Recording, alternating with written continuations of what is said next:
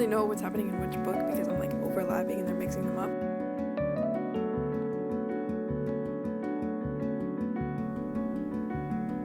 Oh, I went to sleep like 3 hours. I don't really think I can do any work right now. Hello and welcome back, I guess. My name is Lulu Segura and I thought I would do like what I read in a week as a full-time university student. Right, so for the most part, my workload lets me have some free time and reading time, but that used to not be the case. For the first couple years of university, I actually didn't read at all. And so sometimes I occasionally read. Today is actually Saturday. It's like the end of spring break. So I start up Monday again, but I figured I would just film the intro right now because I can. I usually juggle between like 5 or 6 books, which is honestly a lot and it's kind of stressful sometimes. But this time, luckily, I'm in the middle of only 2 books. I'm in the middle of I Who Have Never Known Men by Jaqueline, and I can't remember the author. Reading it on my Kobo. There you go. You can kind of see it. I Who Have Never Known Men by Jaqueline Harpman. And the translator is Roz Schwartz, I think. I don't really know why the title, like you can see in the picture, it is like the actual one. When I turn it off, it shows Kobo Plus. I'm not very sure why it does that. Usually it does show the title screen of the book, but whatever. I'm reading that, and I'm in the middle of The Testaments by Margaret Atwood. Usually I never mix up my books. I know what I'm reading and I can read several books at a time, but this is like my first time where I'm like, I don't really know what's happening in which book because I'm like overlapping and they're mixing them up. They both kind of have like a very similar tone and very, like, in my head at least, it has like a very similar like way of writing and talking, I guess. And so I'm starting to mix them up. Yeah, I'm listening to The Testaments through audiobook, and well, yeah, we'll see how much I read. And obviously, since I started off the video talking about those 2 books, I started reading Cinder because I just decided to read something else, I guess. And here it is! And look at that! If I open it up, you'll see it's signed by the author for me. I picked it up because I had a friend tell me that there was a movie coming out for the Lunar Chronicles, and I'm not really sure it's just for the whole series or just for this first book, but I was like, I have to reread the book and then watch the movie when it comes out in 2028. So I'm being as prepared as possible. Maybe I'll reread the whole series like 6 times before it comes out, you know? Gotta stay prepared. Oh, it's Monday. I haven't been filming a lot because I feel a little under the weather. I feel a little sick. So I haven't done any filming. I did read a little bit on the bus on my way to my lab meeting in class. And I felt fine in the morning, and then I've just kind of progressively been feeling worse. And I think that I'm at the point where I'm like, I don't really think I can do any work right now. So I might just lay in bed and hope that I feel better and read.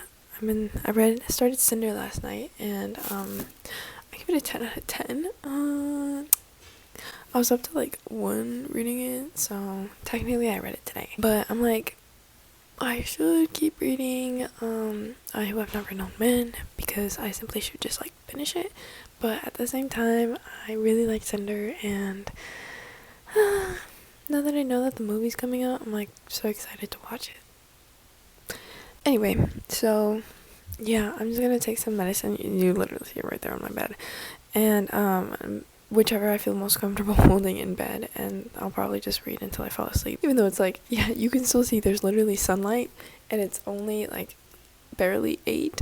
I don't feel good, so that's what I'm gonna do right now. So I'm gonna read.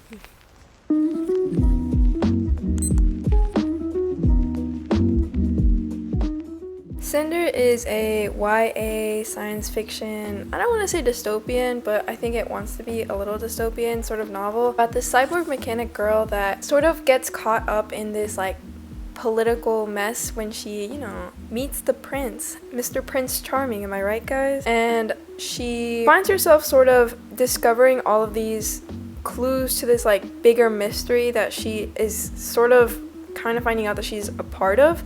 And the book kind of just follows her journey through that.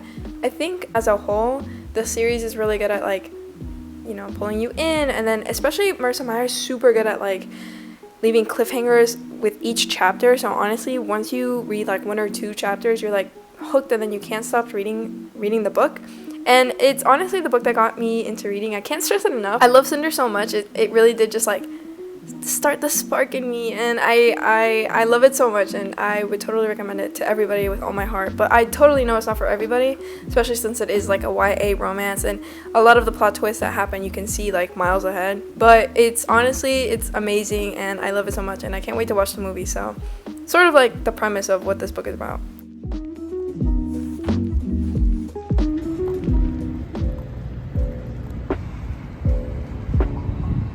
When Tuesday rolled around, I low-key still didn't feel very well, so I didn't really read that much. I did end up going to my first class, and then I skipped my second class, but I tried reading on the bus, and I kept feeling like dizzy, so I couldn't really read that much on the bus either, and I was like, man, I do feel sick. So I spent like all day sleeping and scrolling in bed. It was honestly awful. But then afterwards, I ended up making myself some soup, una sopa de fideo. So if you're ever sick, just make yourself a sopa de fideo, and then you'll feel better, because that's what happened to me.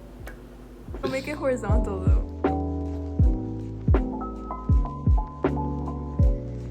Is it running? Sopa de fideo! Yay!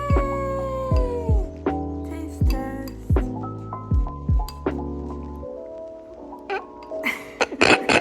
That would be quite fun.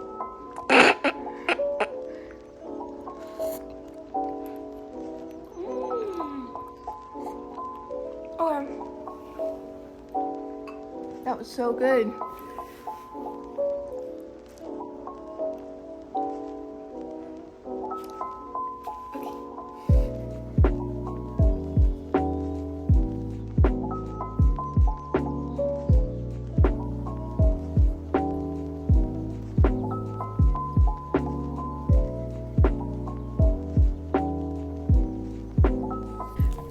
Good morning. It's Wednesday morning.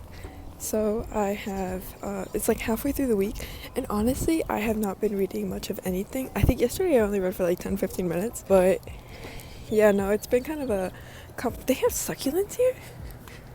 They have kind of a complicated, I have had, not the succulents, but I've had kind of a complicated day. I hope the wind isn't like in, sorry.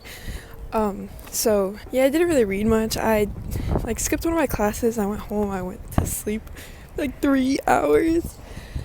It was so good. I think I needed it. And then yeah, today I'm going to class again. Probably read on the bus, maybe. Who would even know? I got class, and then I got lab today, and then after lab I'm thinking about going to the gym, so might listen to my audiobook at the gym. So yeah.